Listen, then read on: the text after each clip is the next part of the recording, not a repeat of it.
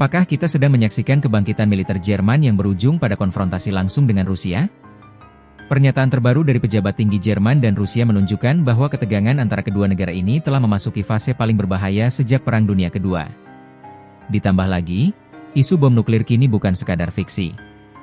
Inilah perkembangan mengerikan dari panggung geopolitik dunia yang bisa saja menjadi awal dari Perang Dunia III. Hubungan antara Rusia dan NATO terus memanas. Namun kali ini, sorotan tertuju pada Jerman, negara yang selama puluhan tahun mencoba menjaga sikap moderat sejak trauma Perang Dunia. Tapi kini, Berlin tampaknya mulai berubah. Pernyataan keras datang dari Kremlin. Juru bicara Presiden Vladimir Putin, Dmitry Peskov, mengatakan dengan tegas bahwa Jerman telah menjadi ancaman serius bagi Rusia. Bukan sembarang tuduhan, ini adalah sinyal bahwa Moskow menilai kebijakan militer Jerman tak lagi bersifat defensif. Apa yang membuat Rusia begitu gusar? Jawabannya ada pada Menteri Pertahanan Jerman, Boris Pistorius. Dalam wawancara eksklusif dengan Financial Times, Pistorius mengatakan bahwa pasukan Jerman siap membunuh tentara Rusia jika situasi perang meledak. Jika pencegahan tidak berhasil dan Rusia menyerang, apakah itu akan terjadi? Ya, ucap Pistorius tegas. Ia bahkan menyarankan wartawan untuk pergi ke Vilnius, ibu kota Lituania, dan bertemu langsung dengan pasukan Jerman yang ditempatkan di sana. Mereka tahu betul tugas mereka, kata Pistorius. Pernyataan ini jelas bukan basa-basi.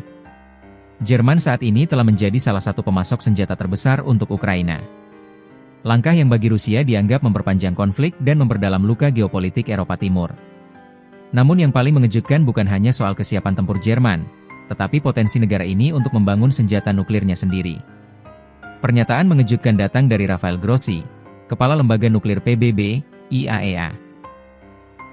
Dalam wawancara yang dikutip oleh media Russia Today, Grossi menyebut bahwa Jerman memiliki kemampuan untuk membuat bom nuklir hanya dalam hitungan bulan. Bayangkan itu, negara yang selama ini dikenal sebagai kekuatan ekonomi Eropa, bisa berubah menjadi negara bersenjata nuklir dalam waktu singkat. Meski Grossi menyebut ini sebagai asumsi hipotetis, tetap saja hal ini memicu kecemasan di banyak pihak. Kenapa isu ini tiba-tiba muncul? Karena sejumlah negara Eropa anggota NATO mulai meragukan efektivitas payung nuklir Amerika Serikat. Dalam beberapa forum NATO, muncul wacana agar Eropa punya sistem pencegah sendiri, entah itu dengan memanfaatkan nuklir Inggris atau Prancis, atau membangun sistem sendiri yang bisa melibatkan Jerman. Dengan kekuatan ekonomi terbesar di Uni Eropa dan kemajuan teknologi luar biasa, Jerman jelas kandidat ideal untuk itu. Tapi tentu saja, keputusan semacam ini akan mengguncang tatanan keamanan global. Bagaimana dengan Rusia? Moskow terus membantah bahwa mereka adalah ancaman langsung bagi Eropa. Tapi pada saat yang sama, Rusia juga memperkuat pertahanan mereka secara masif, termasuk dengan pengerahan senjata nuklir taktis di wilayah barat mereka. Sementara itu, Kremlin menuduh para pejabat barat sengaja memprovokasi ketegangan untuk membenarkan peningkatan anggaran militer dan mengalihkan perhatian rakyat dari persoalan domestik seperti inflasi dan kemiskinan. Apakah ini hanya adu gerta atau benar-benar menuju konflik terbuka? Yang jelas, retorika di antara pejabat tinggi kedua negara kini makin brutal. Ketegangan ini tidak hanya berdampak pada Ukraina, tetapi juga pada negara-negara perbatasan NATO di Eropa Timur seperti Polandia, Lituania, dan Estonia. Bahkan sejumlah analis mengkhawatirkan bahwa kita sedang berada di pra-perang dingin baru, atau lebih tepatnya, Perang Dingin 2.0.